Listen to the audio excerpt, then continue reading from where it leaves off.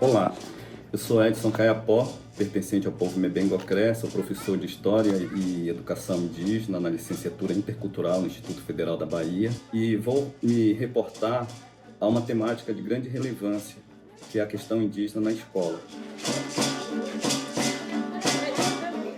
19 de abril, né? Estamos então entrando no mês de abril e geralmente as escolas, os professores e professoras lembram da data do 19 como o Dia do Índio, né? Essa data foi conversada, né? Eu diria assim, inclusive, muito pouco conversada com os povos indígenas no Congresso Indigenista Interamericano que aconteceu em 1940 no México.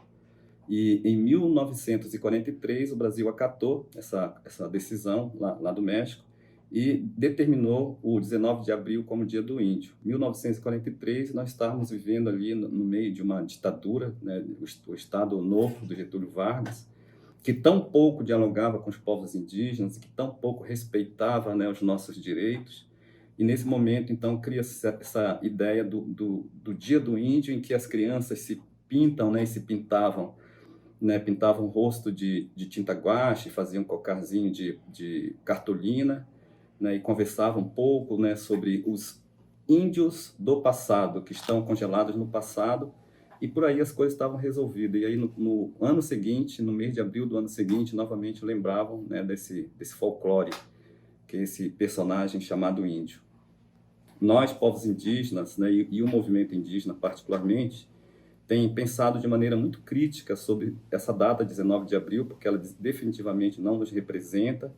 E aí, nesse sentido, a ONU criou uma data que para nós é interessante, porque teve diálogo com os nossos povos, que é a data do 9 de agosto, que é a data, né, que nós lembramos como o Dia Internacional dos Povos Indígenas. Mas, de maneira geral, o movimento indígena tem, então, dialogado e tem orientado sobre o Abril Indígena, né? Então, abril é um tempo oportuno para nós, educadores e educadoras e a sociedade brasileira, conversarmos um pouco sobre povos indígenas, sobre quem somos, de onde viemos, o que fazemos, né, onde estamos. Né? Não é uma data para comemorar, 19 de abril, não há nada para comemorar. Há muito que conversar, né, sobre os desafios que os povos brasileiros enfrentam, né, e os desafios que o Estado brasileiro tem que enfrentar para que os povos indígenas sejam respeitados nos seus direitos, convivendo tranquilamente dentro da sociedade brasileira. Existe a Lei 11.645 de 2008, que estabelece a obrigatoriedade do estudo de história e cultura afro-brasileira e indígena na escola. Obviamente que há muitos desafios a serem enfrentados, né? Os educadores e educadoras não recebem, né, uma formação qualificada nos cursos de licenciatura para lidar com essa temática. De todo modo, a Lei 11.645 foi um avanço, é um avanço, né, e foi uma conquista dos movimentos sociais, e particularmente dos povos indígenas, e foi um avanço para a escola, né, para o currículo das escolas brasileiras.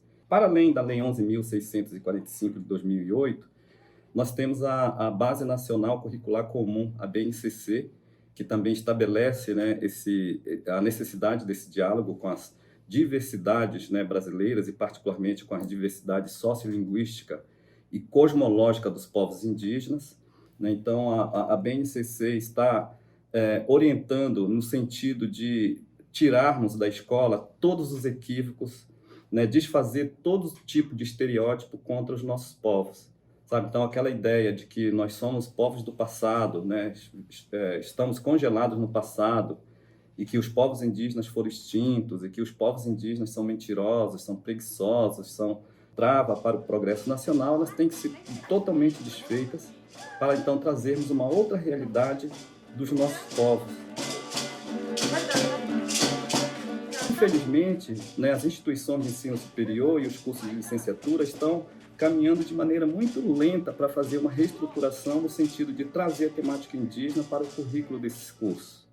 E aí, nesse sentido, nós, educadores e educadoras, temos que tomar a frente para organizarmos dentro das escolas a formação continuada, né, para que os professores consigam, de maneira tranquila e muito qualificada, trabalhar com essas temáticas. De todo modo, né? Nós estamos falando assim de uma força que nós devemos mover pela educação continuada, mas não podemos esquecer de pressionar as instituições de ensino superior e os cursos de licenciatura para que lá na formação inicial essas temáticas estejam abordadas de forma transversal e que todos os professores e professoras formadas saiam de lá da universidade qualificados para trabalhar tranquilamente e com muito respeito, né, essas questões, falar das nossas histórias, das nossas memórias, dos nossos saberes vinculados aos pajés, às curandeiras, às parteiras, às benzedeiras, falar de um laboratório que nós milenarmente temos dentro das nossas comunidades, construindo conhecimento, que estabelece, por exemplo, uma relação de respeito e de manejo respeitável dentro dos nossos territórios, um respeito com todas as formas de vida e a construção de um bioma equilibrado, aonde os nossos povos estão. Uma lição que serve, obviamente, para a sociedade brasileira, especialmente em tempos de crise e particularmente de crise climática, de emergência climática, né? Dialogar com os povos indígenas seria, então, repensar essa ação de progresso humano para podermos, então, construir uma nova sociedade pautada no respeito a todas as formas de vida e na busca de um equilíbrio climático e de um equilíbrio entre as pessoas, né? Nas relações interpessoais e grupais. É necessário que nós façamos um esforço muito grande no sentido de abordar os povos indígenas como povos do tempo presente, né? Abordar a sociedade, os nossos irmãos afro-brasileiros como pessoas que merecem respeito porque são pessoas humanas assim como nós, povos indígenas. Temos a credencial, né, para os direitos humanos e os nossos direitos precisam ser respeitados, né? Nós, povos indígenas, precisamos ter os nossos territórios demarcados, precisamos ter segurança alimentar, precisamos ter os nossos territórios protegidos pelo Estado brasileiro, sabe? E precisamos dialogar com a sociedade não indígena e a sociedade não indígena precisa adotar essa vontade de dialogar para construirmos, então, conhecimentos interculturais, né? Conhecimentos tradicionais dos nossos povos, da sociedade afro-brasileira e da sociedade não indígena, um diálogo em busca da superação dos desafios e das crises colocadas pelo mundo moderno. Os povos indígenas têm total vontade, né, e disposição para fazer essa conversa.